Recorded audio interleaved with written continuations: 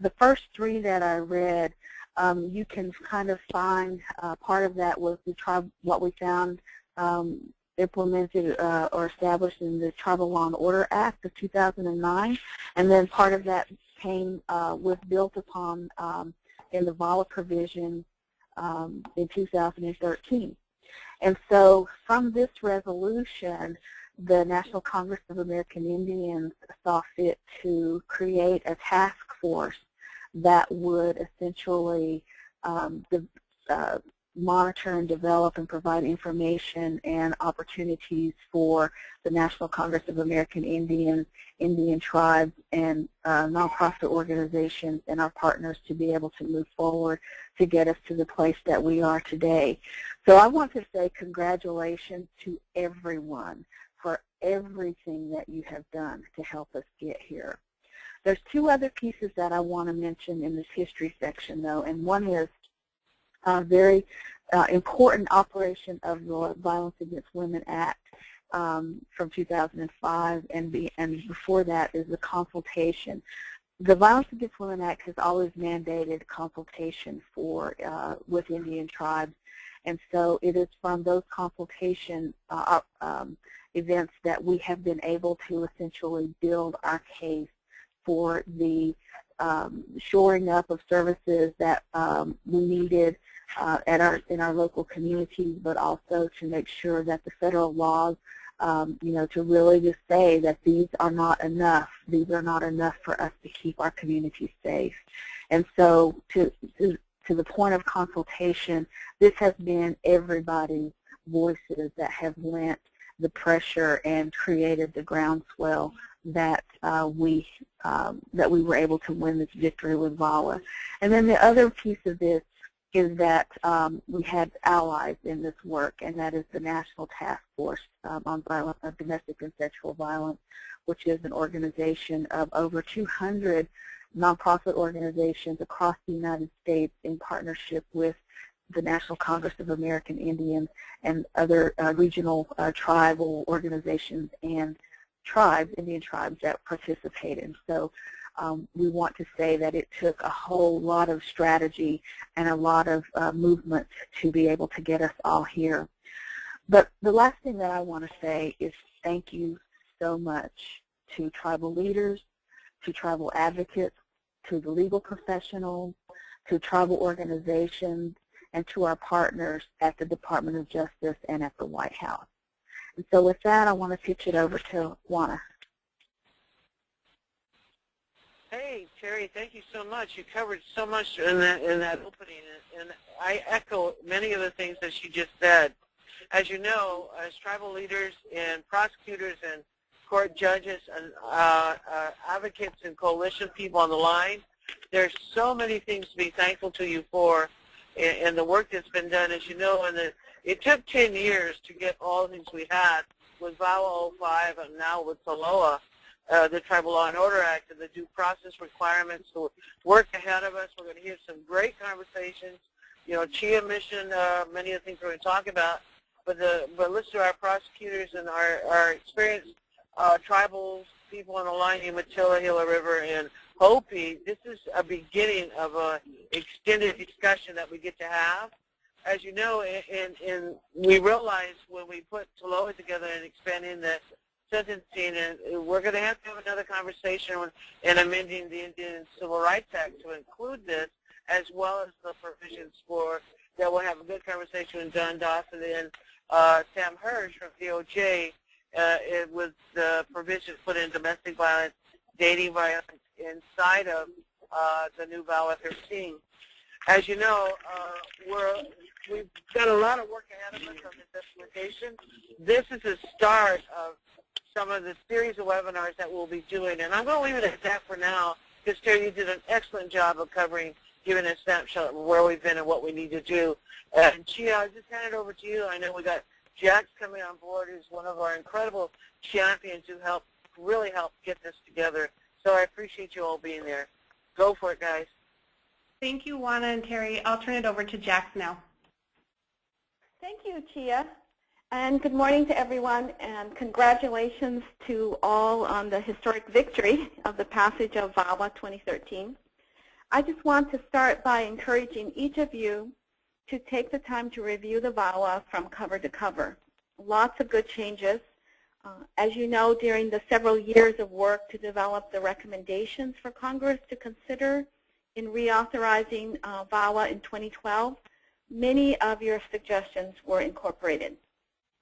We don't have, because of time limitations, we won't be covering them all, but in general, please note that where the change was appropriate, Indian tribe was added to sections that read state.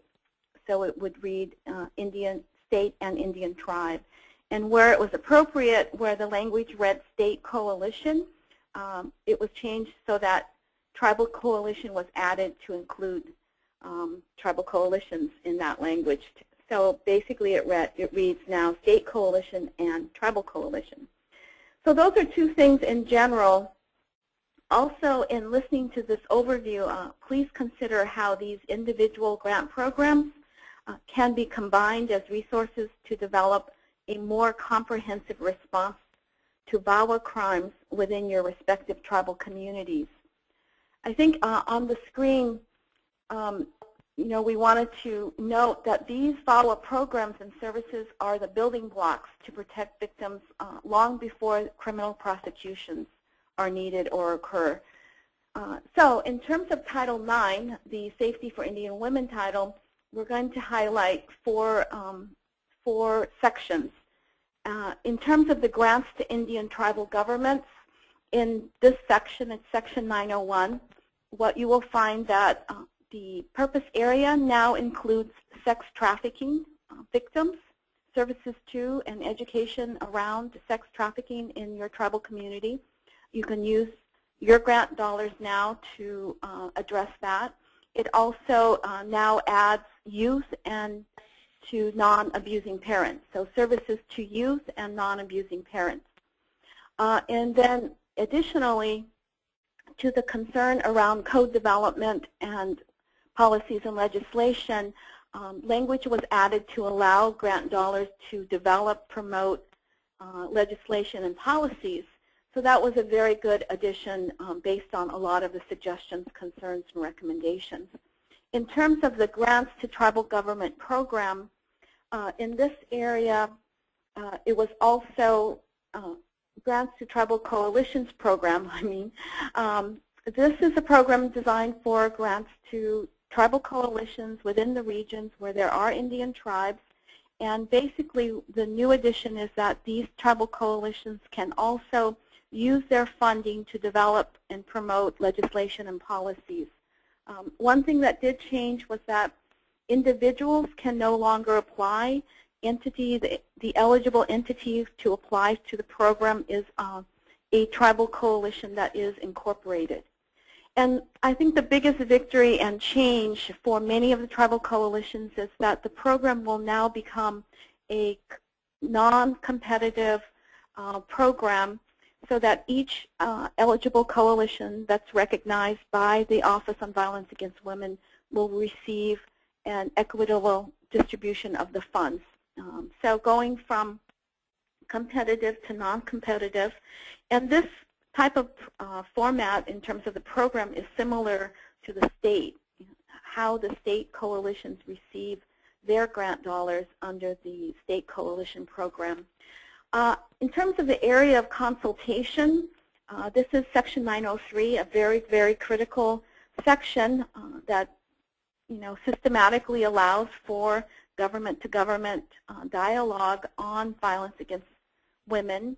What changes occurred are basically one, in response to the questions about the Department of Interior participating, that language was added. So DOI will now participate in the annual consultation. In addition to the concern around notice of the annual consultation, the date and the location, it is now mandated that there be a 120-day notice to Indian tribes of the consultation, date and location. In addition, the Attorney General is now required to make a report to Congress. And in terms of sex trafficking, this now has been added to the list of consultation topics. So I think those are just incredible additions that will assist the consultation process that has been underway now for the last 7 years. In terms of research, many of you are following the national baseline study on violence against Native women that was included in the 2005 VAWA. This research was, again, included in 2013. There's an extension of the period and also authorization of funding of another $1 million per year for 2 years. So all of that is just tremendous additions to help in the struggle to enhance the safety of Native women. I think there are 4 other sections that we want to just highlight quickly. In terms of the STOP grant program, this is a program administered by OVW as a formula program to states. What was added this time around was that the state governments, where there are Indian tribes, are now required to include discussion and consultation. So basically, states must develop a plan for implementation and consult and coordinate with tribal governments in those states. I think someone needs to mute their phone. And so that's, if you're in a state, Indian tribe within, for example, the state of California, the plan that's required of the state of California to, to obtain their formula funding, now they must consult with the tribes in their development of their state plan. So it's an excellent opportunity. I also encourage tribes and tribal nonprofits to apply under this program from the state. It's not eligible to apply from OVW, but definitely within your state. The other is the Rural Grants Program. This was the broadest and most flexible grant program, and many, many Indian tribes took advantage of this in their, within their communities. Unfortunately, in 2005, what took place was that the definition of rural was narrowed, and that excluded many tribes from applying. So, for example, California is not considered a rural state, so the tribes in California could not apply as rural, because they were not in a rural state. So the definition has been broadened to include, to now include many tribes. So that's a good step forward as well. Sexual Assault Services Program. We're highlighting this program because there are 2 set-asides within the Sexual Assault Services Program. One for Indian tribes and a second for tribal coalitions. The tribal coalition set-aside is to do education and training on sexual assault. So this is an essential program as, as Indian tribes and communities begin to increase the response to sexual assault crimes. And lastly, there's the campus provisions. And this is also very important, and please consider and think about your campuses, tribal colleges, and other educational institutions that can take advantage of this to increase awareness on campus and protections on campus. So that's a very brief overview of the tribal programs that are available under the VAWA 2013. And if you have additional questions about other sections, NCAI staff will be available, and also the National Indigenous Women's Resource Center. So thank you, Chia. Thank you, Jax. As Juana, Terry, and Jax mentioned earlier, the signing of VAWA was a historic victory for tribes. It was very exciting for many reasons, including those programmatic opportunities that Jax just discussed.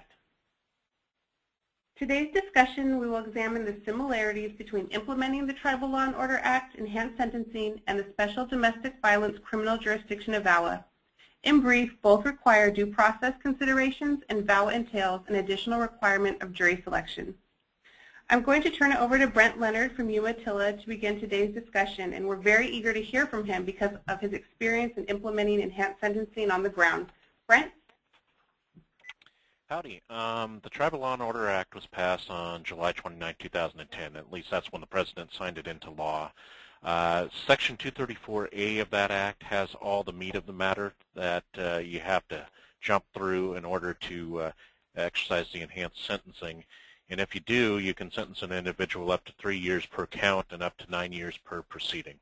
But let's talk about those conditions, which is the next slide.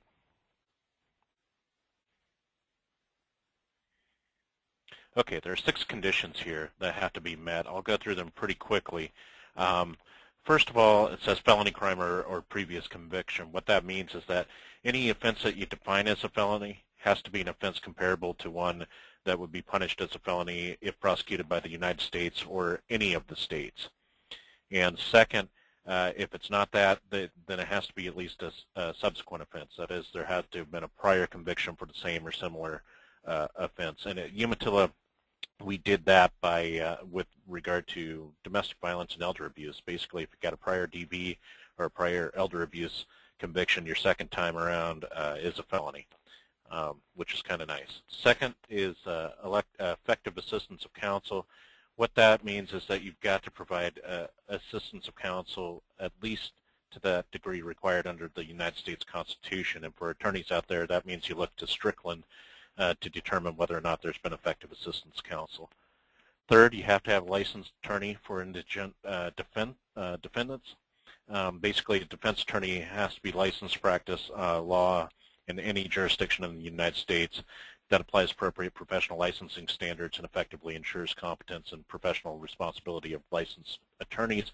That can include tribes, but tribes are going to have that process in place, make sure the licensing standards are up to snuff, and that there's procedures in place to ensure competence and professional responsibility. At Umatilla, we contract out with defense attorneys in Pendleton area who are licensed in the state of Oregon. Fourth, you need to have a law-trained licensed judge. Basically, the judge has to have sufficient legal training to preside over a criminal proceeding and be licensed to practice law in any jurisdiction in the United States. And again, doesn't have to have a law degree, but you need to make sure that the licensing jurisdiction has sufficient elements in place to ensure competency, and you have to make sure that the judge is capable of handling a criminal proceeding, such as evidentiary issues to suppress evidence, those sorts of things. Fifth, you have to have all your laws, rules of evidence, and procedures publicly available. At Umatilla, we have them on public website. That works well for us. Sixth, the proceedings have to be recorded, presumably audio recording or some other form of recording, but basically you have to have the record of the proceedings below so that it can be reviewed on appeal. So those are the 6 things you need to do, and you have to do those also for implementing VAWA. At Umatilla, I've already talked a little bit about our implementation. We implemented in March 2011. Public defenders have always been provided to anybody who wants one, regardless of income ability. We have a law-trained tribal member judge. He's been here for 30 years, graduate of the University of New Mexico Law School, member of the Oregon Bar. All the hearings are digitally recorded. The laws, again, are on the public website. So we had all this in place already when this passed. The thing we had to do was go through the code and start defining things as felonies. And we looked largely to the Oregon statutes for comparables and went through and defined each of those felonies. Some of those cases we wanted to make felonies, say, for second offense DV or second offense elder abuse. We did that. And I think we also included in our assault statutes strangulation as a felony, which the state of Oregon doesn't have. Went through the process to get it out to the public. We went to our Law and Order Committee to review everything. They gave their thumbs up. Went to the Board of Trustees for a work session, worked through it with the board. They wanted us to go out and advertise it in the paper for tribal member input and to go to General Counsel for their input. We did that. General Counsel, some people hemmed and hawed, but most people there were in support of it and overall approved it, went back to the board, and they passed it, which was good because 1 week later we had an offense that was pretty serious. That person is now in federal penitentiary serving over 2 years for a serious domestic violence assault. We have 2 people in the Bureau of Prisons TLOA pilot project program right now. We'll talk a little bit more about that later. We've got a number of people who've been charged with felonies, several who've been convicted. but only 2 who've been sentenced to over 2 years for single offense.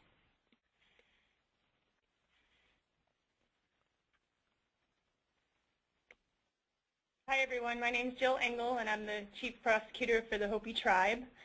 As it's been mentioned, the Hopi Tribe has also implemented a criminal code that is compliant with Tribal Law and Order Act and allows enhanced sentencing for certain crimes.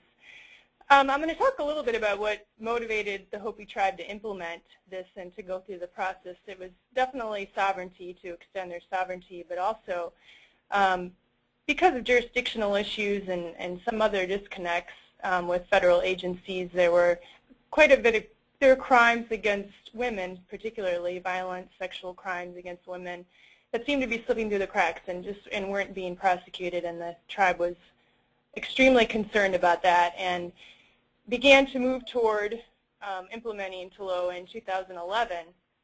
And how they did that is they created a task team, and it included tribal council members, a judge, and attorneys, including myself. And we worked on drafting a completely new criminal code. The old criminal code on the Hopi Reservation was from 1972. And there were a lot of inadequacies in the code to address the problems and the crimes that were being committed. So after that, we started to get community involvement. We had grassroots organizations were also very involved with the process, the Women's Coalition on the reservation, as well as the Substance Abuse Coalition, had a very active role, as those are the main issues that the tribe is facing. So we had meetings in different villages. There are 12 different villages on the Hopi Reservation, and those were radio broadcasted. And the new code was passed in August 2012. And on that day, there was testimony from many Hopi members who talked about being victims of crimes themselves or family members being victims of crimes, and how they were hopeful that the sentence enhancement would help curb that violence. So we've been using the new code now, and within the code, the crimes are categorized, and we have a serious and dangerous categories, and those are the crimes that allow sentencing beyond the 1 year, so 2 and 3 years, as well as enhanced fines. All proceedings are recorded, and the public defender is appointed on the serious and dangerous crimes, and they are state bar licensed attorneys. We have state bar licensed judges who hear those cases, and the laws, rules, and procedures are all online on the Hopi website. We've come to plea agreements on a lot of these cases where we're actually stacking charges because we're meeting TLOA requirements. But we haven't sentenced anyone yet beyond 1 year on a specific particular charge. But I do have one case pending where a sex offender committed a new sex crime and stalking, so that may be our first case. So what we're moving toward doing now is implementing Violence Against Women Act.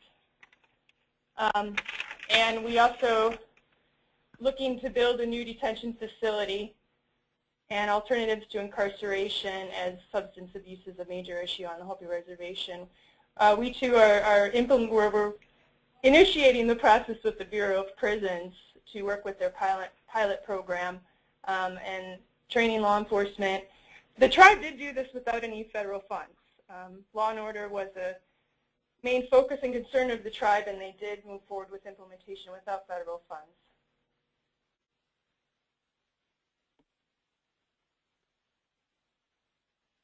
Thank you, Jill. Now I'd like to turn it over to Michael Carter from the Gila River Indian Community. Hi, thanks. I'm an attorney with Gila River in the Office of General Counsel. Before that, I was a prosecutor here at Gila River.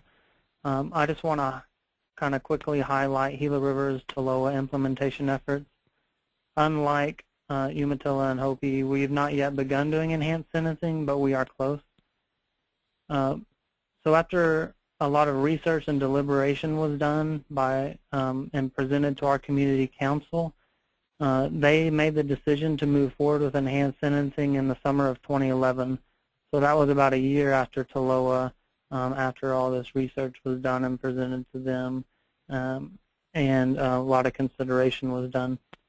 Since that time, a work group, kind of like what Hopi had, was developed and created, made up of criminal justice stakeholders in the community, including prosecutors, court, defense attorneys, etc., police department, jail.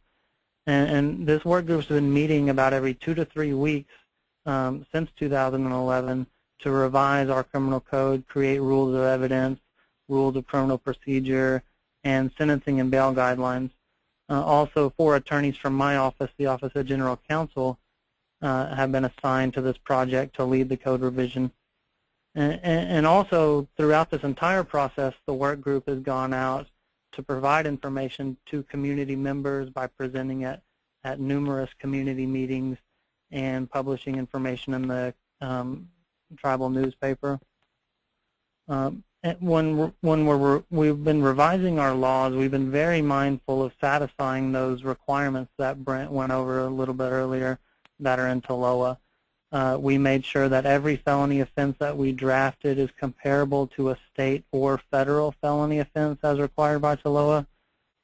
For the judicial requirement, this was one of the biggest ones for us since our judges are elected and, like many other tribes, not required to have gone to law school. But since TLOA does not necessarily require judges to have law degrees or a state license, we're looking at a few different options. One of them would be developing the community's own licensing scheme and bar exam. That'll probably take some time to get in place. So in the meantime, a second option that we're developing is creating judicial training and licensing requirements that will allow our judges to become licensed by another tribal court, whether it's Navajo or somewhere else that already has a licensing scheme in place, and then also to require the judge to maintain a certain amount of training before being allowed to preside over a felony case. And we hope that the standards that we are creating will stand up to federal court challenges. And then the last option, the third option we have is that the court will be allowed to bring in a pro tem judge who's licensed and law trained to hear felony cases. And then the other requirement for the licensed defense attorneys, we already have licensed defense attorneys available to any community member who's charged with any crime, but we will be expanding this to include any indigent non-member who's facing more than a year in jail, as TLOA requires, and we have developed our own indigency standards to determine this. One very important thing to keep in mind is that for tribes that will be housing long-term offenders in tribal jails, so not unlike Umatilla and Hopi who use either county or BIA facilities, we use our own tribal jail to house offenders. For tribes in that situation, the Tribal Law and Order Act requires that any tribal jail that will be housing an offender for more than 1 year, that jail must first receive BIA approval for long-term incarceration.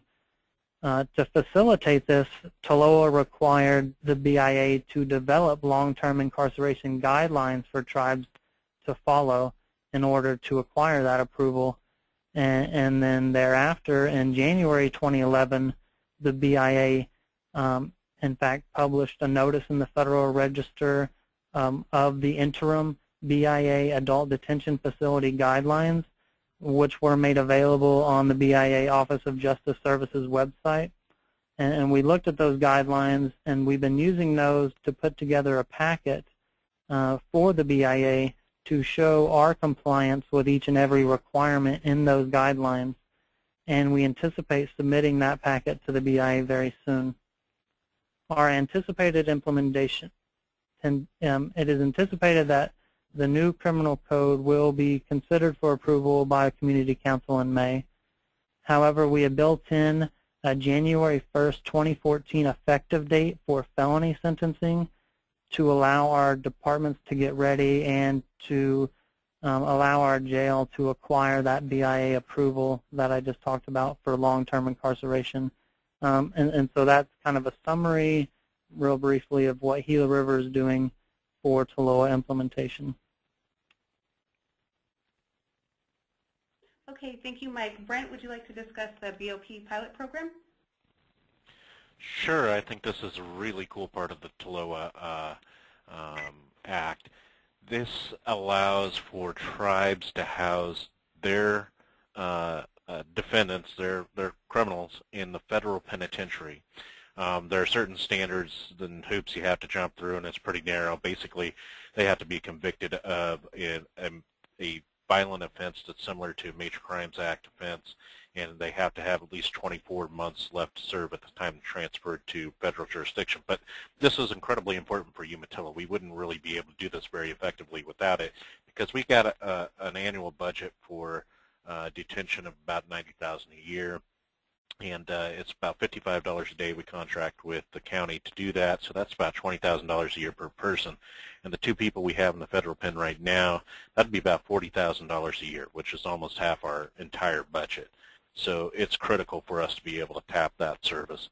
But you should know that it was incredibly frustrating to get those individuals housed in that program. Maybe it's just because they're the first two. But you should know the Bureau of Prisons has their own form out and PDF out, and for submitting the requests to them, it's not sufficient. It doesn't actually contain all the elements you've got to have for housing them with the Bureau of Prisons. So if anybody has questions about that, feel free to give me a call. Be prepared for delays. Our first referral took a month. Second one took 3 weeks. End up talking to multiple people at multiple levels to try to get this stuff done. One thing you really want to do is work with your U.S. Marshal Service to try to get people transferred to federal custody from tribal custody, and to work with your tribal liaison in the U.S. Attorney's Office to help you out in working with the Bureau of Prisons. I know, this is Jill. One connection that Hopi has made is we have IHS, Indian Health Service, health programming on the reservation, of course, and the medical clearances and coordinating that with IHS ahead of time as well.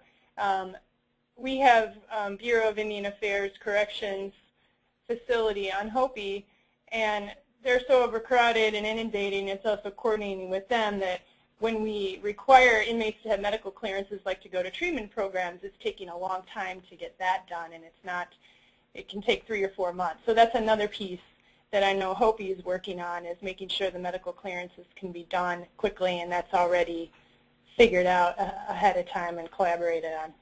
Yeah. For anybody who wants to be transferred into BOP program, you have to have a TB test clearance. So that's what Jill's referring to there.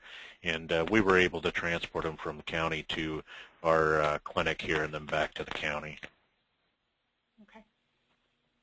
And this is Mike Carter again. I just wanted to briefly bring up the issue of sentence stacking because this was an issue that was kind of hotly contested in federal court before TLOA was passed, and the issue was whether tribes could stack offenses to basically get criminal sentences that would exceed more than 1 year in jail. And district courts were kind of split on that issue, but it's important to keep in mind that the Tribal Law and Order Act kind of settles the issue. It says that no criminal proceeding can exceed 1 year, so you can't even stack 1 year offenses unless you have those requirements for TLOA satisfied. Just something I wanted to mention. Thank you, Mike.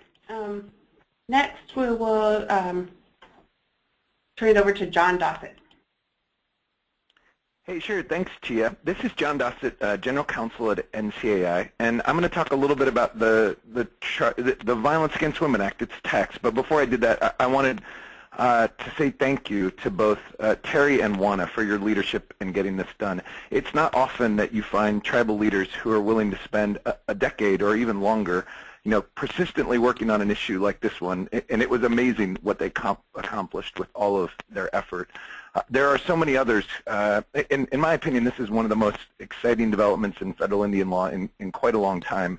For tribes to be able to exercise inherent criminal authority over non-Indian offenders is really a new development and something that tribes have wanted for a really long time. There's been an amazing effort from tribal leaders and grassroots people all over Indian country. The National Task Force to End Domestic Violence was an amazing partner, a huge coalition. The Obama administration and the Department of Justice, Sam Hirsch from the department is on the phone, and he was instrumental in getting this done and actually drafting the language along with the team at the Department of Justice. But it wasn't just on the Democratic side in the administration. There are also many strong Republicans, Senator Crapo, Tom Cole, and Darrell Issa. Incredible support from both sides of the aisle. And then I did want to mention some of our staff, like Katie Tyndall is on the phone. She's worked on this for years and years. And there were so many in Indian country, John Hard and Wilson Pipestem and Holly Cook-Macaro, who have worked on this and I wish I could mention all of you because it was a great, huge team effort, and it was really fun to be a part of it. The Special Domestic Violence Jurisdiction builds on the Tribal Law and Order Act, and that's why we wanted to go through the Tribal Law and Order Act a little bit, because you've got to meet the standards of the Tribal Law and Order Act in order to implement some of the Violence Against Women Act provisions. And all of these are actually amendments to the Indian Civil Rights Act. When we sent out the broadcast, we distributed what the Indian Civil Rights Act will look like when it's codified. It often takes a year or more until you'll see the codified version in the United States Code. So we thought we'd get that out there so people can see it. The cross-references between Section 25 U.S.C. 1304 back to 1302 and 1303 are really important because that's where many of the due process protections are located. But before we get into that, I want to talk about two sections of VAWA that didn't get as much attention. So going on to the next slide, slide 17. There we go. Section 905 is also really important. In 2008, there was an Eastern District of Washington case, Martinez versus Martinez, and it held that the tribe did not have jurisdiction over a non-Indian for purposes of enforcing a protection order. That was really quite a surprising decision, and this was corrected now by Section 905 of the Violence Against Women Act, which is really a very good development. And in addition, I want to mention Section 906, and I'm going to ask Sam if he has any comments on this. Section 906 creates several new crimes, federal crimes, that federal prosecutors can enforce.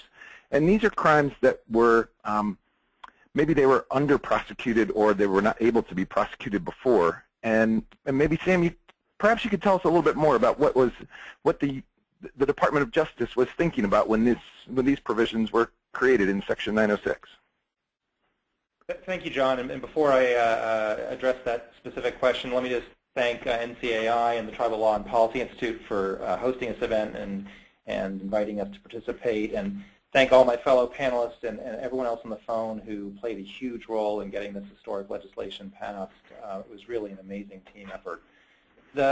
The Section 906 amendments that John just referred to and are referenced in the slide that you all are looking at increases the penalties for assault by striking, beating, or wounding from 6 months to a year, and then adds 2 new offenses for assault resulting in substantial bodily injury, which would have a maximum of a 5-year sentence, and assaults by strangling or suffocating, which would have a maximum 10-year sentence.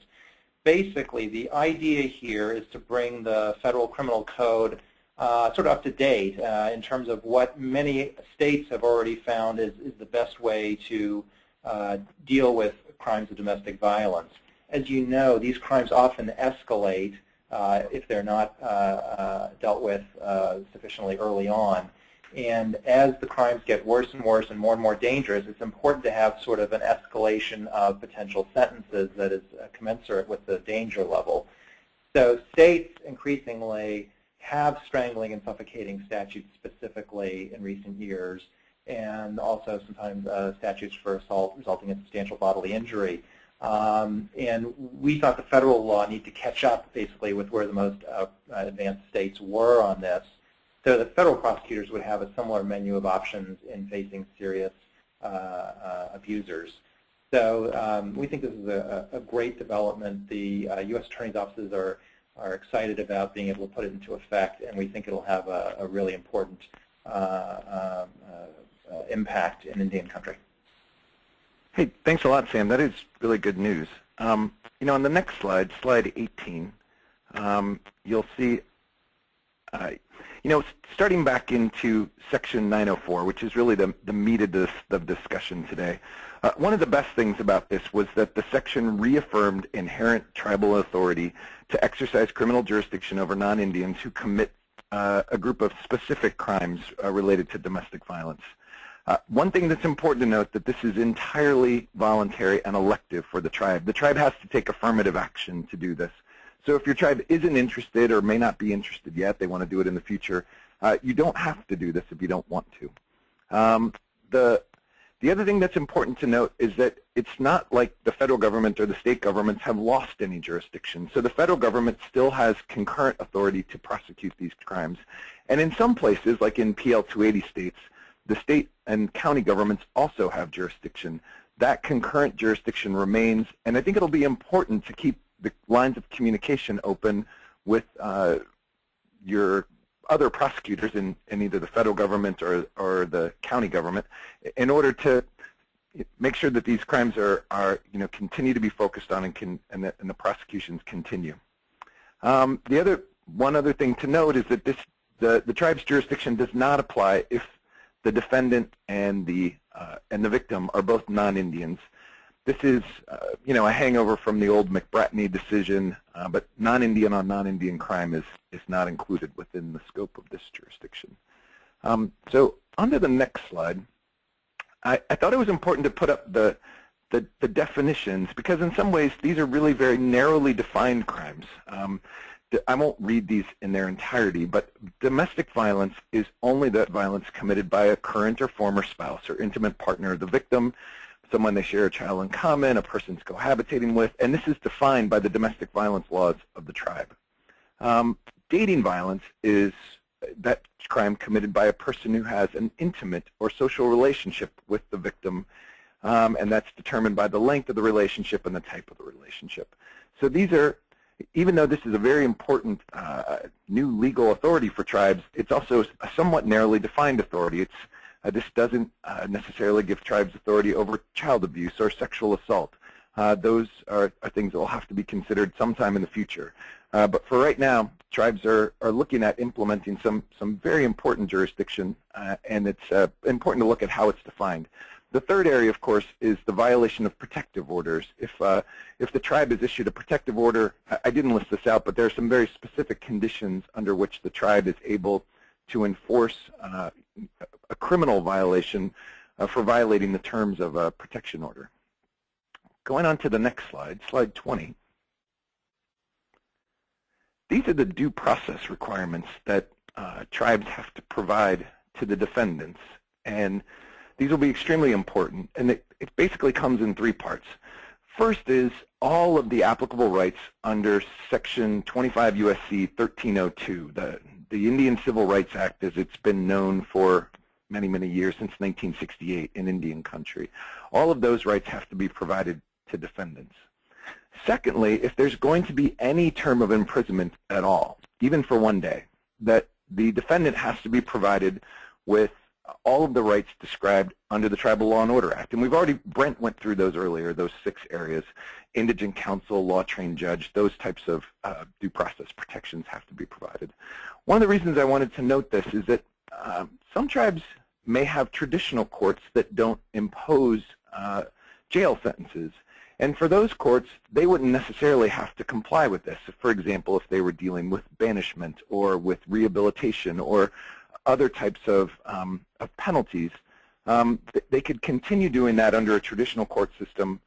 There could even be multiple tracks or different types of courts within the same tribal government system.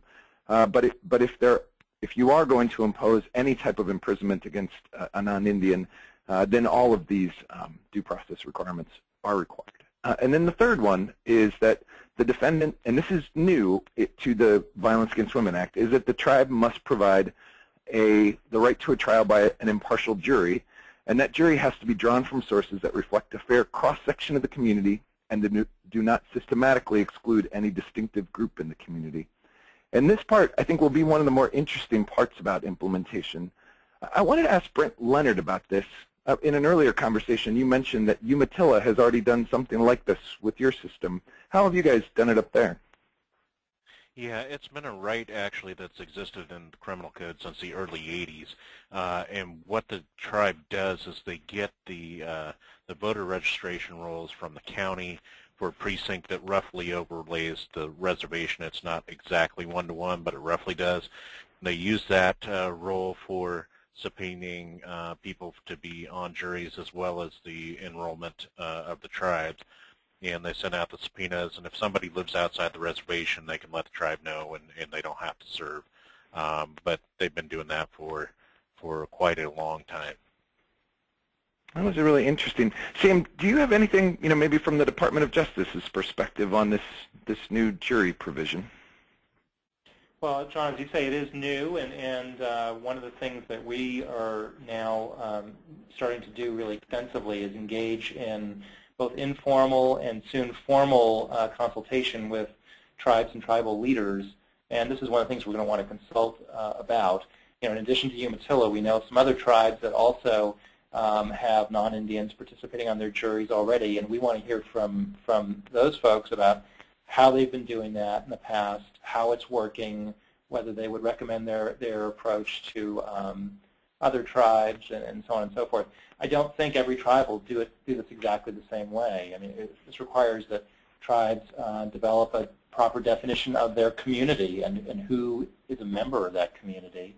And then there's also just the logistical part that Brent just described in his case of going to, in his case, a county government and getting a relevant, updated list of those adult members of that community. So there's a lot of important questions to work out, but we're really going to be listening to the tribes and trying to help folks figure out the best way to do this for their particular tribe, their particular reservation. All right. Well, thanks, Sam. On the next slide, I think slide 21 coming up. This one is about a few of the other requirements that are required in order to implement the Violence Against Women Act jurisdiction against non-Indian domestic violence defendants. First, the tribal court has to provide notification to the defendants of their right to file for a writ of habeas corpus. Now, the writ of habeas corpus has existed at least since 1968. That's an existing part of the Indian Civil Rights Act. But the thing here is that the tribe has to provide notice to the defendant to let them know that they have that right. There's a catch-all provision, the second item here. The catch-all provision is that the tribe has to protect all other rights whose protection is necessary under the Constitution of the United States in order for Congress to recognize and affirm the inherent power of the tribe. We think that the Act, all of the rights that have already been mentioned are basically all of the constitutional rights that are required in any state court setting. And so we don't believe that this will entail any new rights that already aren't included. But this was, I think, was included for two reasons. One, it was included to reassure Congress that all constitutional rights are going to be protected. And then the second reason it was included was that if any court is reviewing this in the future, and someday there's going to be a challenge to this statute, there always is, that they could review this, and instead of, often federal courts are faced with this decision of, if they think the statute is not in order, they're faced with this a difficult decision of either striking down the entire statute or upholding it in its entirety. But this provision is intended that the federal court could say, there's a right you didn't provide, you're required to provide it, and then they wouldn't have to strike down the statute. They could simply amend it by implication.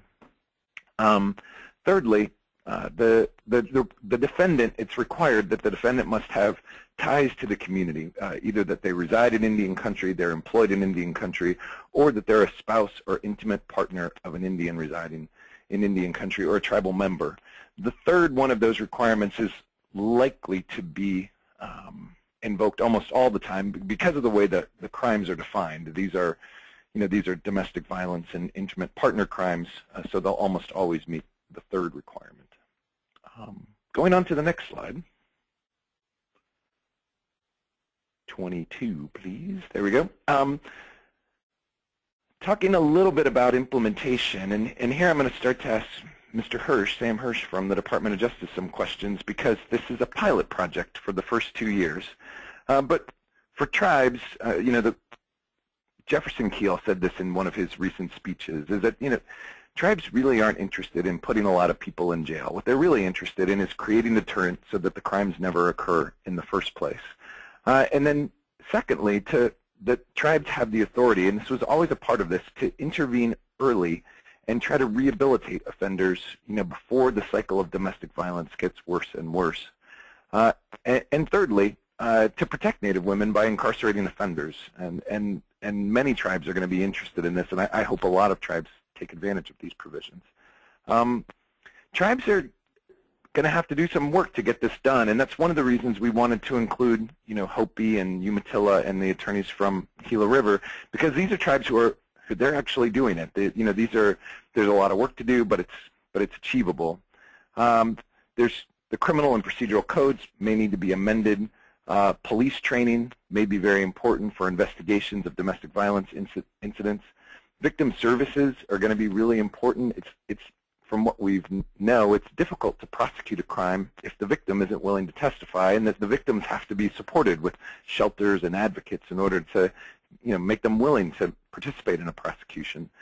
Defense counsel, law-trained judges, due process, all of these things are going to have to be worked on as a part of the implementation process.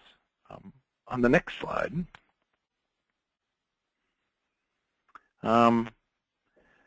in the implementation process, we know that there's going to be a pilot project, and we're very much hoping that there's a lot of information sharing among different tribes. There may be more than one way to implement this statute, and that tribes can learn from each other by sharing ideas on how we do it. And hopefully that process has started a little bit today with learning from Umatilla and Hopi and Gila River.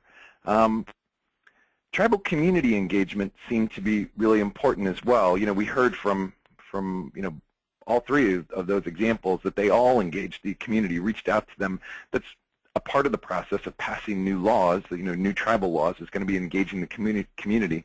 The other thing that seemed to be important was informing non-Indians about this. Part of this is, if nothing else, non-Indians will have to participate in the jury system, and letting them know that so that they're maybe more willing to participate on juries seems to be very important. Codes and procedural development are really important. The detention issues that we mentioned, so that one of the issues that's come up is that the Bureau of Indian Affairs has not so far been willing to allow non-Indian prisoners within the BIA system, and that's something we're going to have a discussion with the BIA about. And then finally, funding. The funding cycle for 2014 is already underway. We're already getting requests from the Hill about funding this new law. There's $5 million authorized, but not yet appropriated. So we've got some work to do to get this funding appropriated, and $5 million won't be enough, but it's a start in making sure this law is implemented correctly. On to the next slide. I wanted to mention a little bit about some of the legal strategy. As I mentioned, we know that there are parties who want to challenge this law. We heard this during the, when it was going through Congress, there were organizations who announced their intention to challenge it legally in the future. So we know that it's going to come. I think we're fairly confident that this law will be upheld, but we want to be somewhat careful during the implementation to do it correctly. Particularly in the early cases, we think it's going to be important to have very compelling evidence and clear compliance with the due process, so that those cases aren't marred by bad facts or something along those lines. So on the next slide, you'll see a few more of these ideas. One is that it's probably going to take some time to unfold. Probably the most similar instance recently was the Duro fix. In 1991, Congress amended the Indian Civil Rights Act and said that tribes have the authority to prosecute non-member Indians, and that was the result after the Supreme Court's Duro decision. The That was in 1991, and then the Supreme Court didn't finally uphold that fix until 2004 in United States v. Laura. So that took 13 years, from the time the statute was passed until the time the Supreme Court finally made a decision on it. So this is probably going to unfold over a long period of time. Tribes have to implement the statute. They probably have to do some budgeting to even get started on this process. So over the next quite a few years, we're all going to be working on this to make sure that the law is implemented correctly and then upheld by the federal courts whenever the eventual challenge comes. Of course, if you're litigating this in the future, you're hoping that there'll be solid facts, clean boundaries, good evidence, implementation of codes, victim services. All of these things are going to be very important to having a good solid cases, particularly the early cases that come through in the pipeline. One of the things tribes may want to think about as they're implementing this down the road is that difficult cases are going to come along, and having a relationship with the U.S. attorney where that if the facts aren't really perfect or if there's a particularly litigious defendant, that case could be referred to the U.S. attorney or perhaps to the state and be prosecuted because those entities still retain concurrent jurisdiction. And then I think we'll also be working on building legal support for the new law. We imagine that law professors will be interested in writing articles about this, and that there'll also be some outreach to federal judges.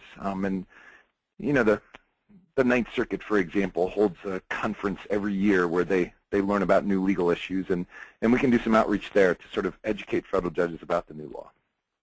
On to the next slide.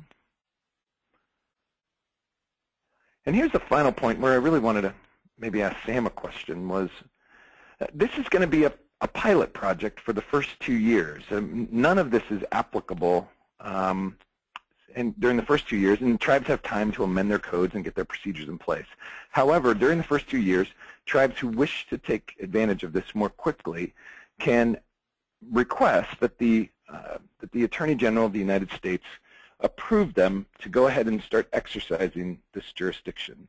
And I think there's two ideas behind this. One is to give some time for tribes to get ready, and the second was that this pilot project will enable the pilot tribes to share information and learn from each other, and then to share that information with the future participating tribes.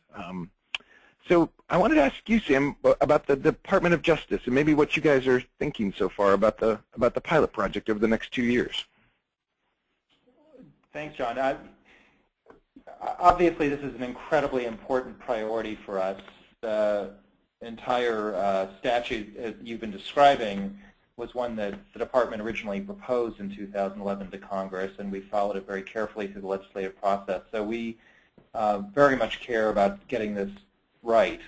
And the thing that we really want is to encourage tribes to work with each other and talk to each other about the different ways to implement this, because we don't think there's one cookie-cutter method that will work for all tribes. At the same time, we think that sort of peer-to-peer discussions, one tribal judge talking to another, one tribal prosecutor talking to another, one tribal public defender talking to another, tribal attorneys talking to each other, those will be incredibly important conversations, both for sharing ideas about how best to implement this and for educating us about how best to implement it. Our role is pretty limited. We'll receive requests for participation in the pilot, and we'll have to grant or deny them. And we understand there's a need to move quickly on this because it's only a 24-month period starting on the day the President signed the bill in March. So we are prepared to move very quickly. We're likely to put out a request for some formal consultation with tribal leaders within the next few weeks.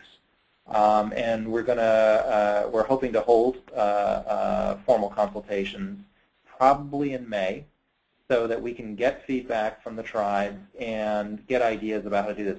We think that our role should be laid out in written form and should be clear, but we need to hear from tribes about exactly how it should work. So the kinds of discussions you're having today here with folks from Umatilla and Hopi and Gila River is exactly a microcosm of what we need to be doing throughout the country, talking with many, many tribes. All right, thanks, Sam. Well, Chia, I think that's it on the the VAWA provisions, and perhaps we're ready to go to questions. Okay, thank you, John. We've been getting a number of questions today about the webinar being available in the PowerPoint. So I just wanted to remind everyone that today's webinar is being recorded, and everyone will receive an email within 24 hours with a link to view a recording of today's event. And we are going, as I mentioned before, you have the ability to send questions to our webinar staff through the questions pane. So simply type in your question and click send, or you can raise your hand. However, we have a number of questions in the queue, so I will start with the ones that have been asked already. To the prosecutors, are your appellate judges law trained? And following that, in your opinion, if a tribe implements TLOA, will appellate judges need to be law trained? And that's from Brenda.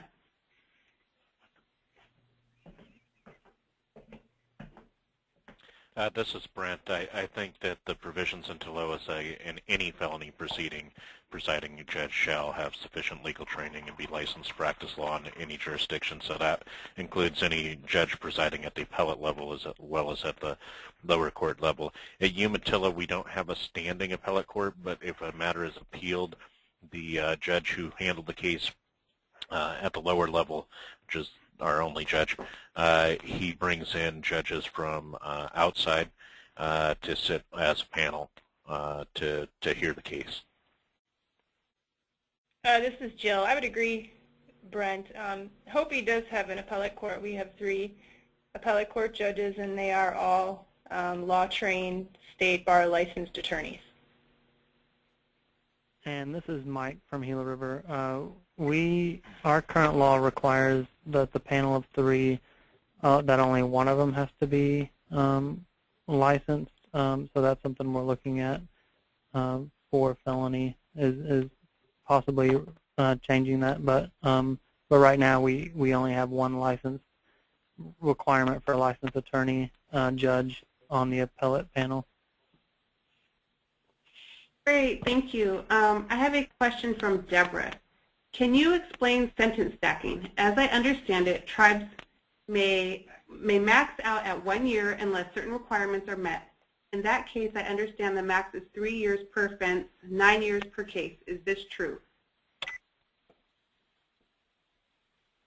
This is Mike Carter again. Yeah, we kind of briefly went over that. That's true, that you're maxed out at 1 year unless you comply with TLOA. So you can't even stack misdemeanor offenses that exceed 1 year.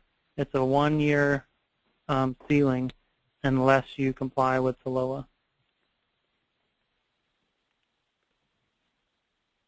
Thanks.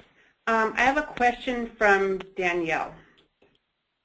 Does the Act, and I think this is VAWA, does VAWA only apply in Indian country? If a tribe doesn't have trust land, can they still take action against a non-Indian that commits a covered act of violence against an Indian? This is Sam. Yes, it does apply only in Indian country. So for a tribe to exercise its jurisdiction under VAWA, it has to be a tribe that has governmental powers over an area of Indian country, and the crime itself has to occur in Indian country.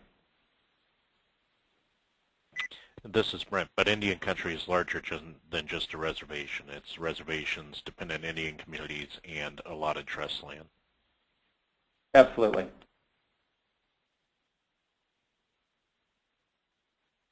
Thanks. Does anyone else have an answer for that, or should I keep going? Okay. Next, I have a question from William. We have discussed whether drawing juries from non-Indian employees of tribal government and or enterprises would satisfy this requirement. What are thoughts on this?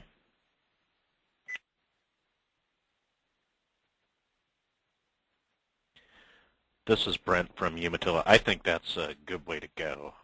You know, if you've got a proceeding going and you've got a bunch of employees who are non-Indians, including them in the jury pool, maybe as an obligation of their job, potentially is probably a really good way to go, and probably a direction that I think a number of tribes would probably head in. And I can't see anybody successfully challenging that provision if they actually have a non-Indian employee on the jury.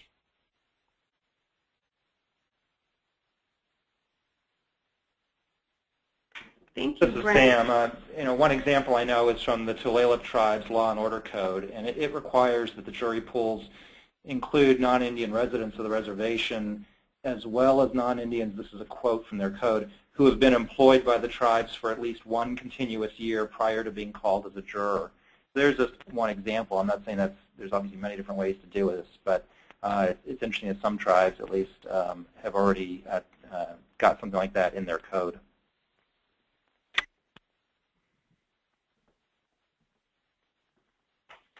Thank you. I have a question here from George. What happens if both the feds and the tribe wants to prosecute? Who trumps?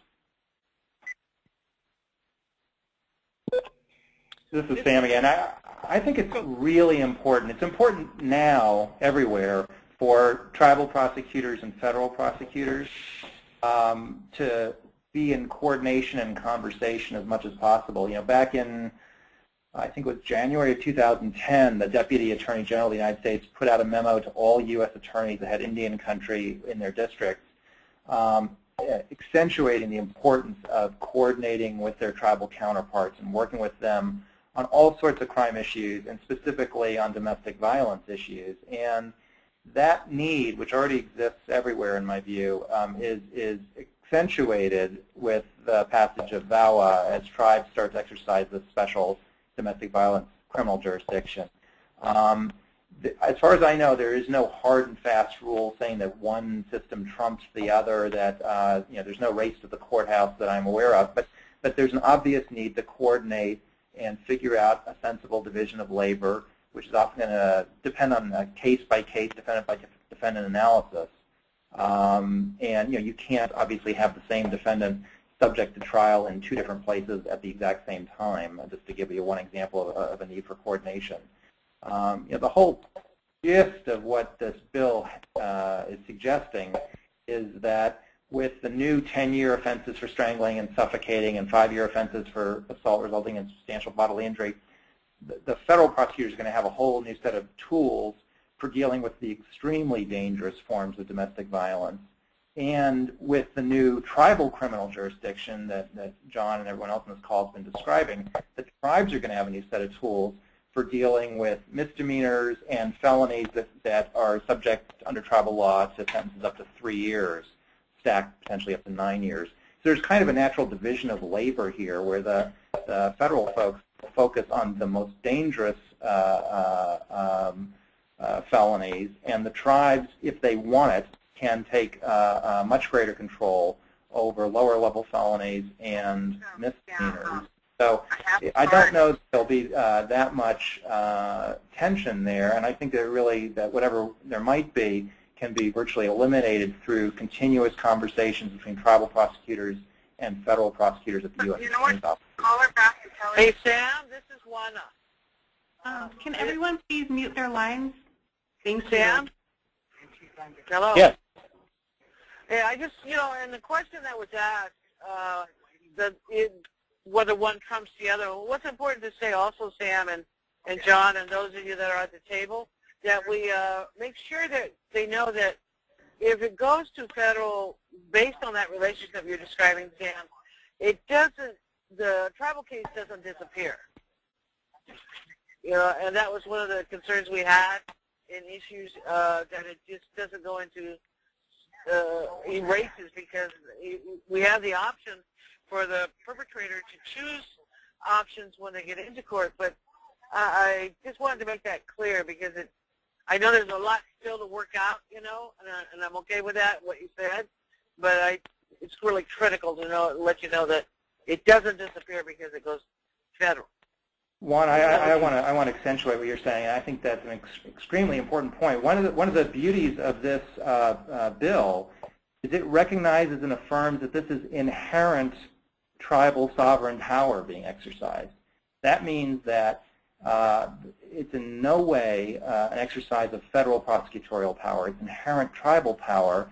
So the tribe can prosecute the person, And the federal folks can prosecute the same person for the same misconduct, if that makes sense.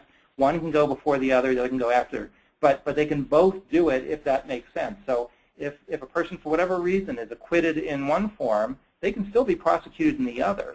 And folks on this call fought hard to make sure that Congress set it up that way so that there is recognition that these are separate sovereigns, and therefore there is no double jeopardy problem if there is a second prosecution brought by the other sovereign.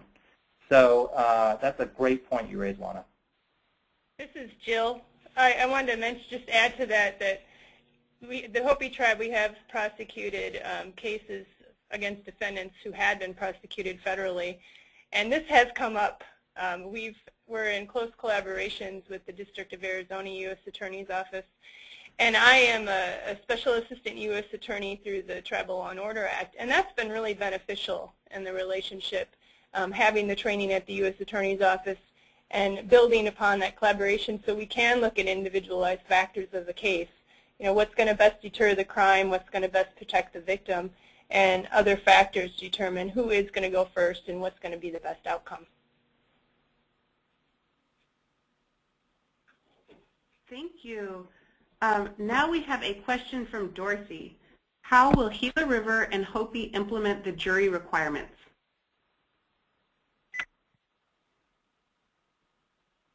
I'll go ahead. This is Mike Carter from Gila River. I first want to say that because this law, VAWA, is so new, there has not been a formal decision from our community council that we're actually going to go forward under VAWA yet. Right now we're working on the Tribal Law and Order Act, and that will be up for consideration from council whether we also want to extend that the VAWA provisions to exercise jurisdiction over non-Indians as well. So that decision hasn't been made. But if it were to be made, then kind of, you know, I don't know exactly how we would do it at that point. Obviously, the different options that have been discussed would be considered about opening it up to, obviously you have to open up to non-Indians, or you can't exclude non-Indians from the jury pool. That would be a slight issue for us because we don't know about all the non-Indians that live in the community. We don't have them register. Obviously, Brent talked about using the county records to try and figure that out. So maybe we could do that, but it really has not been developed what we would do in the event that council decides to go forward under VAWA. This is Jill Engel. Hopi's in a very similar situation. We're starting discussions within Tribal Council and the community about implementing VAWA, and that is going to be a hurdle for the Hopi tribe right now. The jury is by law only enrolled Hopis, so that will be a major change in the process, the judicial process on the Hopi reservation. And like Gila River, we don't really know who the non-Indians are living on the reservation, and even the non-member Indians. We are a very isolated reservation, and there aren't, in my belief, very many non-Indians who live there, but there's been no catalog of them, no registration, so that also will have to be a process we'll have to look into. Thank you, Mike and Jill. I have a question here from George, and this is directed at John. You said that tribes could amend their codes and procedures to enforce against non-Indians, but could also retain more traditional practices. If a tribe prosecuted a non-Indian under the TLOA VAWA provisions and provided law-trained defense counsel, what would the implications be if they prosecuted an Indian for the same crime and did it under a traditional tribal practice? Is this an equal protection problem? Well, I don't think so. I mean, I think that particularly if the tribe sets this up, and this is something I think that it's going to have to be thought of in the implementation process, you know, the tribe gets to define its criminal justice system the way that it wants to, and it could, you know, for example, you know, set up a special crime, special domestic violence jurisdiction for only a certain type of crime, and then, you know, set it up in other ways for other offenses, and this is actually fairly common in other justice systems as well, that there are multiple tracks of the justice system and the prosecutor has discretion to choose how to prosecute the defendant. So, my sense is that the tribes, will probably wind up with a system set up somewhat like that, where they could, they could choose with any defendant whether to prosecute them under a more traditional system, maybe where incarceration wasn't at the penalty, or if it were a more severe offense, they could prosecute that person, under a different track where they provide more due process protections, and then incarceration definitely is a penalty. So I think this is going to have to be, thought about and considered, the equal protection considerations. But it seems like it would be manageable in the implementation process. But that's just my view. How about you, Sam? You have any thoughts on this one? Well, this is something we definitely would like to hear more views on. I think it's a terrific question, and I think, John, what you said is probably right.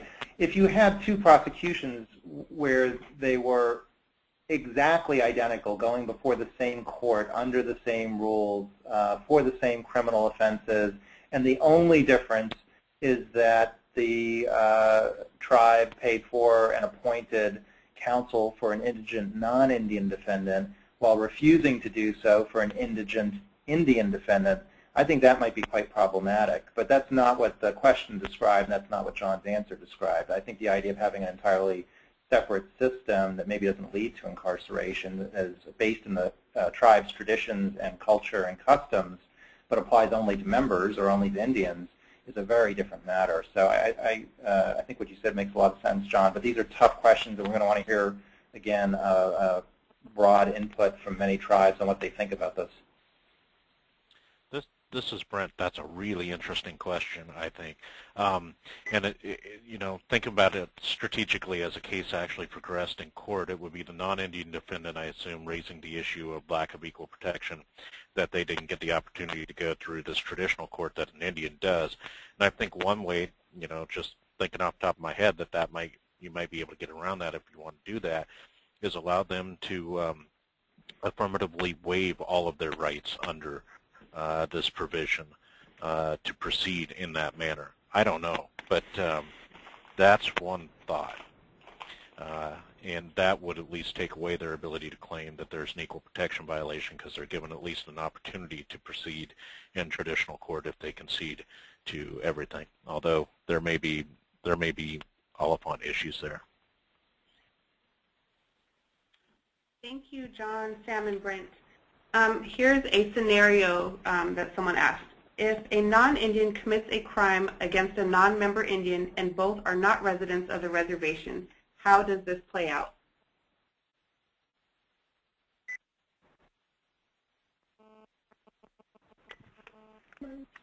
Could you maybe repeat that one more time? I just wanted to get it, before I even tried. Sure. A non-Indian commits a crime against a non-member Indian and both are not residents of the reservation. How does this play out? Oh, this is Sam. John, were you going to try to? No, go ahead. I was just still thinking. So the fact that the victim is a non-member has some impact. Let's say I'll use the pronoun she, but if she were a member and the defendant were a spouse, or her spouse or intimate partner, then there would be jurisdiction. Because she's a non-member Indian and doesn't reside on the reservation, then there would be jurisdiction under VAWA only if the defendant works, is employed on the reservation. When I say the reservation, that's a little bit of an inaccuracy. In the tribe's Indian country, which, as Brent pointed out, is broader than reservation. But so, in other words, remember the jurisdictional requirement. There's a slide about this, but I don't remember what number it is. But there's a slide that explains there's 3 ways that a defendant can have sufficient ties to the prosecuting tribe to fall within the new VAWA. One is if he resides on the reservation, and your question assumes that he doesn't. 2 is if he's a spouse or intimate partner of either a tribal member, and that's not the case here under the hypothetical, or an Indian who resides on the reservation, which is not the case. So the only other way to get jurisdiction over this non-Indian defendant would be the third way, which is that he's employed on the Indian country, in the Indian country of the prosecuting tribe. And in that instance, so this is, let's say, assume this is a guy who works on the reservation, even though he doesn't live there, and even though the victim doesn't live there and isn't a member, there would still be jurisdiction. And if he works off reservation, there wouldn't be, I believe. And I'm going to caveat this with saying this is a very, very good and very complex question, and I hope I've answered it accurately. If anyone sees a hole in my logic, please speak up. I'm doing this off the top of my head, and I believe what I just said is correct. John, does that match with where you were heading? Yeah, exactly, except I'm nowhere near as fast in articulating this stuff as you are. But that's kind of what I was thinking as well, is that you'd have to go through that analysis to get there. This is Brent. If it's a protection order violation enforcement issue, though, it might have a different result. Mm-hmm. Right, right. Thank you. Any other thoughts before I move on? Okay. This next question is from Donna. Martinez also mentions that the couple resides on fee land. Section 905 doesn't distinguish between fee and trust land. Do you believe a tribal court can issue a DV protection order against a non-Indian regardless of status of the land?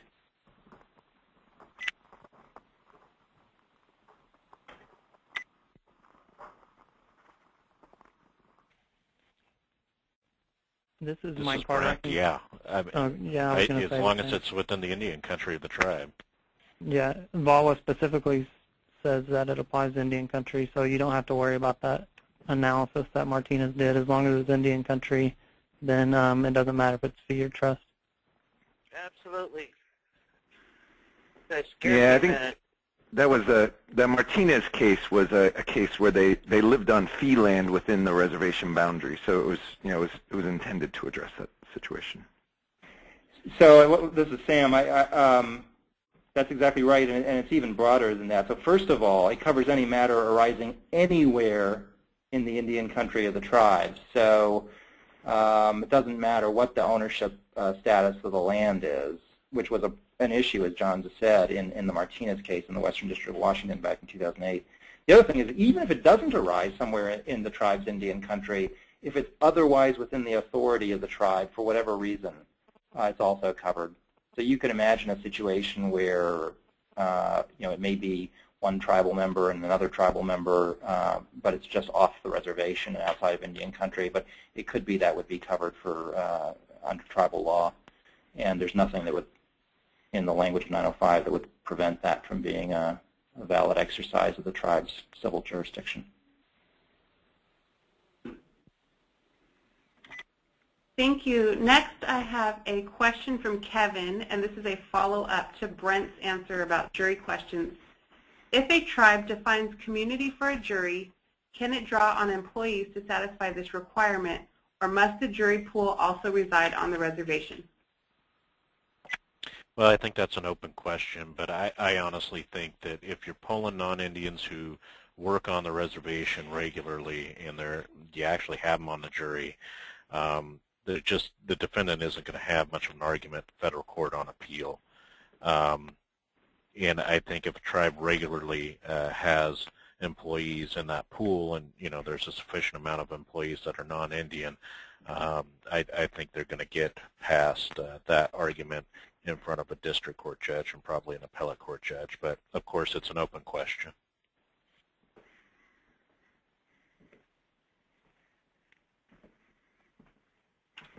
Does anyone have any other answers to that before I move on? Okay, the next question is from Sam. Will requirements for a fair jury be implemented pursuant to a tribal or federal notion of what constitutes a fair jury? Or will tribes be able to apply tribal law regarding juries? Or will they be required to adopt procedures and jurisprudence from federal cases? Can I just jump in on that and just point out something. This is something that in tribal and non-tribal contexts I've heard before, which is, and I want to clarify it. There's no requirement that a particular jury be representative of the community. You know, if you have, let's say, a 6-member jury, and you have a community, however it's defined, that's about 2/3 Indian, 1/3 non-Indian. There's no requirement that there be 4 Indians and 2 non-Indians on that jury. What the requirement is about the jury pool. So it refers to the right to a trial by an impartial jury that is drawn from sources that reflect a fair cross-section of the community and then don't exclude any distinctive group like non-Indian. So, the actual composition of any particular defendant's jury will be up to the jury selection process. What you can't have is a situation where there is a systematic exclusion of all non-Indians from the jury pool. So that's really what this is designed to get at. The language here in the statute is drawn almost verbatim from a recent U.S. Supreme Court decision, I think a unanimous one, that was describing the fair cross-section requirement under federal constitutional law. So it would be likely, I think, that a federal habeas court would look at some of that case law and try to figure out what these words mean. But I really want to emphasize this distinction between having a representative jury, which is not required anywhere as far as I know, versus having a jury pool drawn from sources that don't cut any part of the community out systematically. Yeah, this is Brent. I hope people didn't misunderstand me. I don't mean that you have to have a non-Indian on every jury, but the jury pool has to include them. And I do think if you're tapping employees and there's a fair amount of them that are non-Indian, you're probably going to be okay.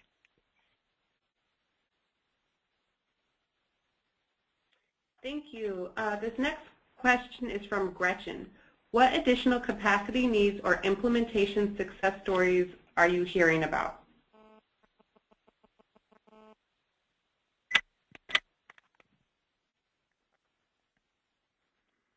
Well, this is John. I mean, at the beginning, Jacqueline Actuga explained, some of the new programs that are, and existing programs that are available for tribes, and I hope folks really pay attention to that.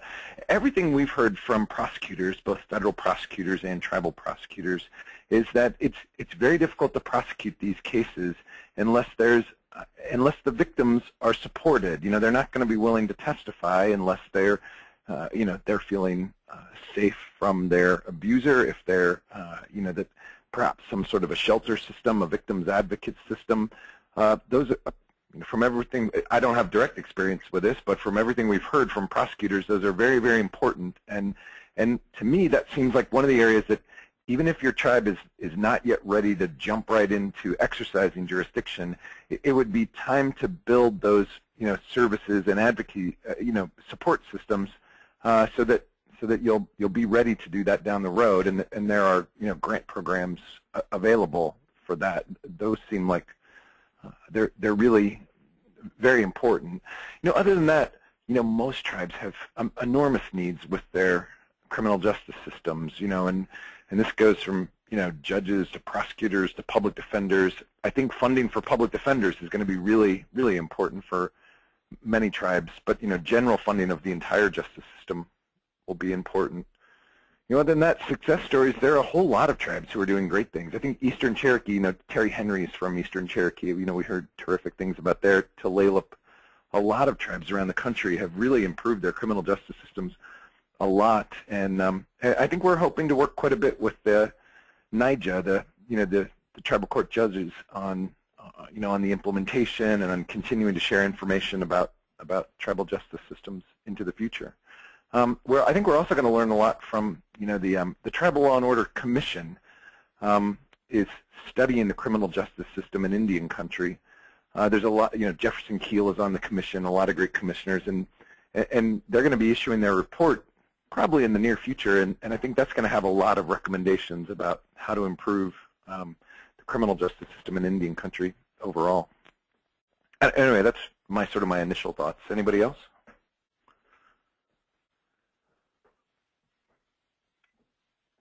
Thank you, John.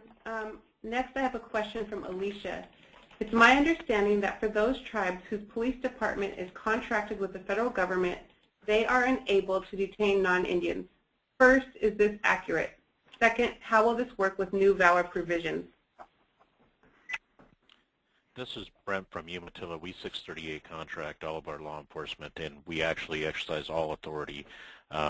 We cross-deputize with the state so that we can not only detain but do the arrest and go through the whole process. But even if we didn't have a deputation out of the county, the officers have the right to detain the individual and transfer them over to state for the state officers to do further investigation.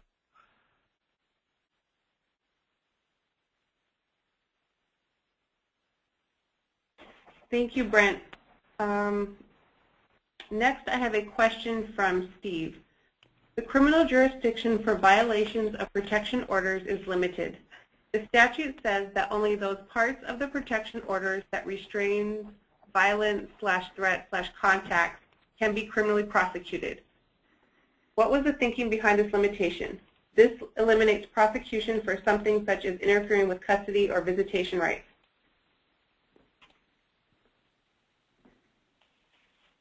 Sorry, could you say the first part of the question again? What was it? Sure. The criminal jurisdiction for violations of protection orders is limited. The statute says that only those parts of the protection orders that restrains violence, threats, contact can be criminally prosecuted. What was the thinking behind this limitation? This eliminates prosecution for something such as interfering with custody or visitation rights. Well, this is Sam. I think that it's a bit broader than that.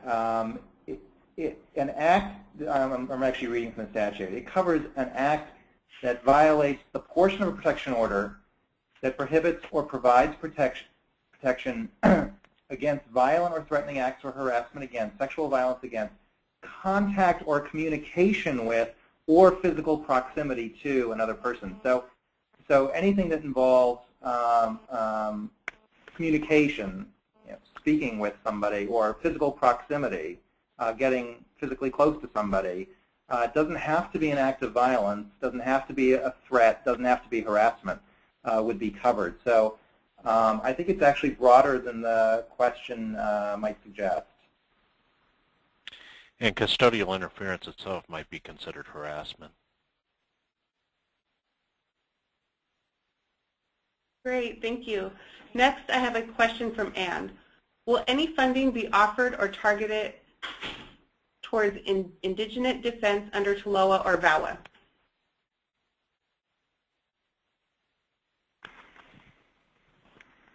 I'm trying to recall from Tribal Law and Order Act, there, one of the things, I don't know if John Hart's on the phone, but one of the things we did in the Tribal Law and Order Act was tried to open up legal services funding, so that it could be used for providing indigent defense on Indian reservations. And I think that some of the, some of the legal services outfits around the country are starting to do more of that, provide more indigent defense. So that was one source of funding that was, intended to be freed up by the Tribal Law and Order Act. And then under the rest of the funding, the $5 million, there's been authorized $5 million, which has not yet been appropriated, and I don't know that there's a plan how to spend that $5 million since it hasn't been appropriated. But my guess is that it's intended for things like that. That if tribes will need to provide indigent defense and other law-trained judges and these other requirements, that that's what that money is intended to be directed towards. The authorization that John just talked about refers specifically to a part of the bill that talks about new grants to tribal governments. And as John said, that money's not yet been appropriated, but it's been authorized now. And it does specifically say that money can be used to strengthen tribes' criminal justice systems, including their tribal and appellate courts. But it also very specifically says that the money can be used to provide indigent criminal defendants with the effective assistance of licensed defense counsel at no cost to the defendant. And then it says, in criminal proceedings in which a participating tribe prosecutes crimes of domestic violence or dating violence or criminal violations of protection orders. And that, if you notice, that language is broad. That's not limited necessarily to non-Indian defendants. So if a tribe has or wants to set up an indigent defense system that would apply to indigent non-Indians and indigent Indians, they could use these grants, if Congress appropriates the money, for that exact purpose.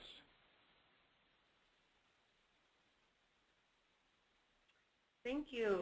We have a comment from Michelle. She said, let the feds prosecute if they want to, spend the money to do so. Next, we have a question from Matthew. Here at Yakima, we use ceded territory as Indian country. We ceded land but retained the right to harvest and gather, and we have communities in those lands. Who defines Indian lands, the tribe or feds or state?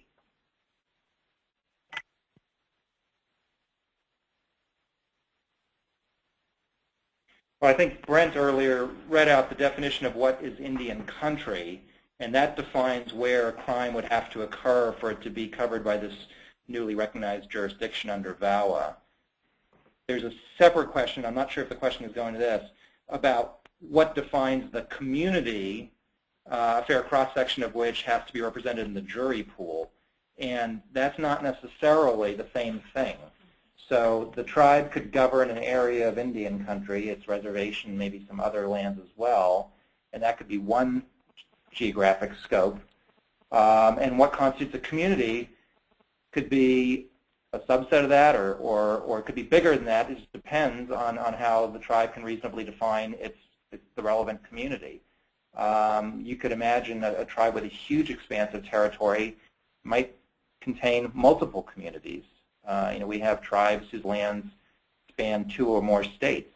So there's going to be a tribal decision on a tribe-by-tribe basis about what is a reasonable definition of its community for purposes of creating a representative jury pool. That's entirely separate from whether or not you fit the old Indian country definition that's in the U.S. Code and has been since the 40s. And we're all very familiar with that because that determines tribal criminal jurisdiction generally. Yeah, for me that question raised sort of an interesting one that I think you've been working on, Brent, whether, I believe some of the Northwest tribes, many of them of course have their usual and accustomed fishing areas, and there's been some recent litigation about whether or not those are considered Indian country for purposes of the criminal statutes. Is that right, Brent? Sure. It isn't the usual and the custom places. These are the treaty access fishing sites, and the person from Yakima, I'm sure, knows the State v. Jim case, which came from Mr. Jim out of Yakima, which says that the Mary Hill site is a reservation, and our position and the Kripik tribe's positions are that all of those sites are actually Indian country because they're all reservations under a common law definition of a reservation.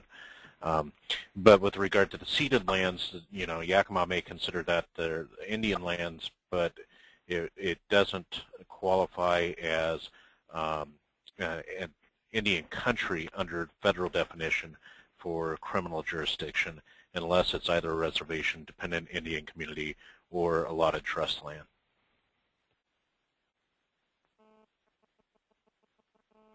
Thank you. I have a question from Catherine. How are tribes enacting enhanced sentencing paying for public defenders? Is this expense worked into the tribal budget? This is Brent. Yeah, it comes out of our budgeting every year to pay for public defenders, and I think it comes out of our general funds. It isn't grant tied or anything like that. This is Jill from Hopi. It's the same situation on Hopi, general tribal funds. Yep, this is Mike Carter from Gila River, same thing. Hi, this is Terry Henry from Eastern Bend. Our general fund pays for that, but I believe there's a provision in the new VAWA that actually there's, I think, possibility of some grant funds that are available to assist in the with this element. Sam, can you speak to that? I don't think it's been appropriated that's what I was yet. referring to earlier, that the new VAWA authorizes the appropriation of money for strengthening criminal justice systems. And this is not just for tribes that are exercising this jurisdiction, but also for tribes that want to in the future. And one of the things it expressly covers is providing indigent defense counsel, and not limited to indigent defense counsel for non-Indian defendants, but for non-Indian and Indian defendants. So that would all be a potential use of the grant money if Congress chooses to appropriate it.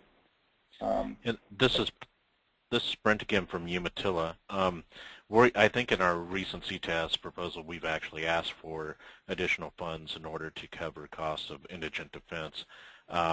One thing that I hadn't mentioned before in implementing the felony procedures is that the defense counsel wants to be paid more money for handling felony case rather than a misdemeanor case. So we actually, as we're increasing the amount of felonies we're prosecuting, we're needing to find additional funds to compensate defense attorneys, and a lot of times that request is pretty reasonable.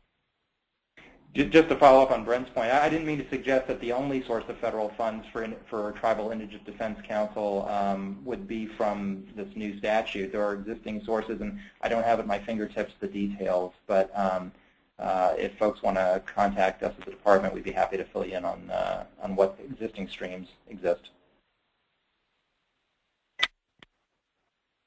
Thank you. I have a question from Kevin. Do tribes incur any costs for Bureau of Prison housing prisoners? Under the TLOA BOP pilot project, if that's what's being referred to, no, and that's what's so wonderful about it. We would probably pay over $40,000 a year for the 2 individuals we currently have in the Bureau of Prisons pilot project. This is John. The only thing I wanted to say about the BOP project is that that's a pilot project for 4 years. It's limited to 4 years from the enactment of TLOA, which was July of 2010. So I guess by July of 2014, we need to ask Congress or get Congress to continue that program. It's currently limited to only 100 prisoners. As far as I know, there's only 2 in it. Brent, do you know of any more? I think Umatilla has. Do you know of others? Yeah, I'm not aware of any others than those 2. I do know that the Bureau of Prisons thought that they were going to get a flood of requests when this passed, and are kind of surprised that they only have 2. So it may be, I don't know what that process was when they limited to 100, if it came from the BOP saying, hey, we can't house all these people, let's put a cap on it. Maybe since it's been implemented, they might be more reluctant in reauthorization to eliminate a cap too. But yeah, we definitely need to push for that extension. Yeah, that's one of the things I think that we're really going to be interested in talking to Congress about is that seems like a very good program. It's barely even begun to be used by tribes. We never thought that it would get huge numbers, but that these are the most violent felons, and it's really expensive to incarcerate them for a very long period of time. And many tribes don't really have the facilities to deal with extremely violent long-term incarceration. And so it seems like a very good program. Hopefully we're going to be able to convince Congress to extend it beyond 2014 and maybe expand the numbers just a little bit. If you look at the Bureau of Prisons overall, that they have an absolutely huge number of prisoners. That's just a drop in the bucket for those guys. It's a negligible amount of money in the BOP budget. Thank you. I have a question from Joseph. What if a non-Indian refuses to appear for a jury summons since tribes don't have civil authority to hold them in contempt?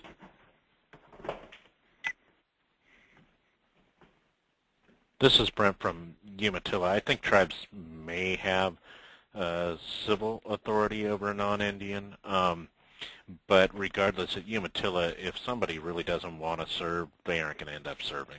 We aren't going to have heartburn over that. Usually it's basically people who voluntarily show up and are willing to be on the jury. I know Judge Canby in the Ninth Circuit has expressed in writing the belief that tribal courts do have civil contempt power over non-Indians, at least in some circumstances. For example, if a non-Indian comes into a tribal courtroom and disrupts the proceedings, they would be subject to the civil contempt power of the tribal court, assuming that the tribe's own laws and rules permit that kind of exercise of civil contempt power. So that's something that I know if you're interested in researching that, you might want to look at Judge Canby's nutshell on American Indian law, because he's written about that briefly. Hi, Sam. This is Jax, and I was just wondering, the statute requires the jury pool not exclude non-Indians.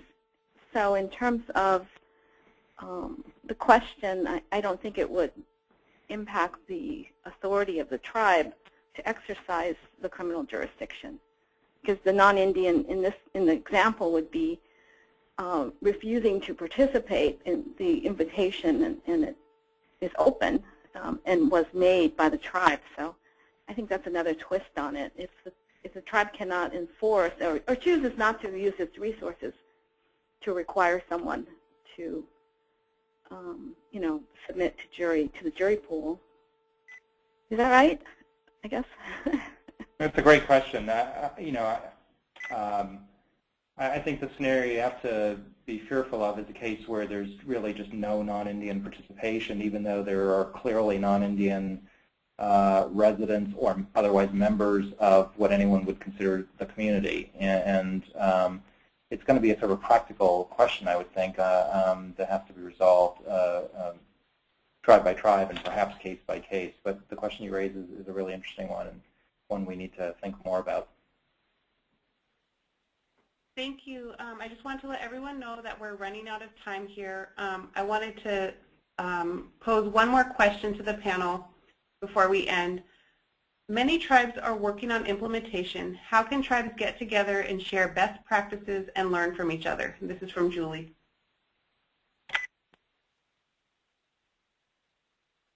Sam, I think Sam will want to answer this one, but I think that's the great hope for the pilot project, that the pilot project is going to be exactly that. The pilot tribes will work together in a cooperative fashion, share information and ideas.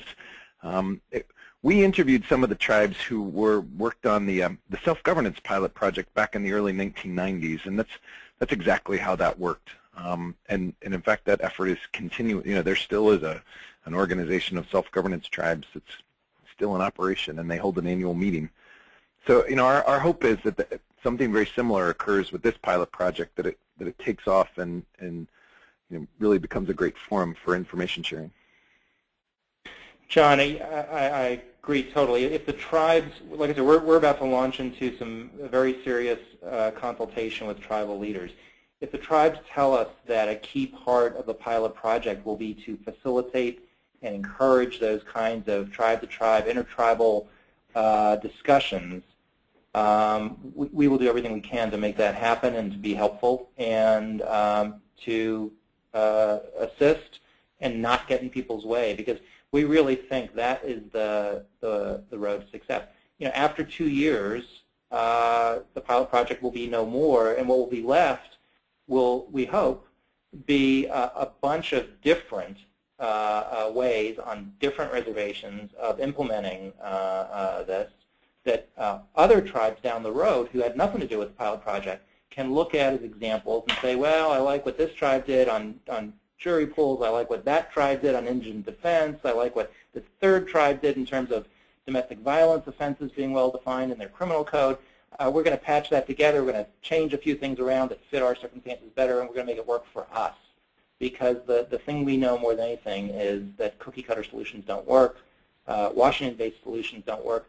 At the same time, though, we have a responsibility to use our resources and help with the discussions so that tribes can move forward as quickly and effectively as possible, so they do this in a lawful and constitutional way and have success.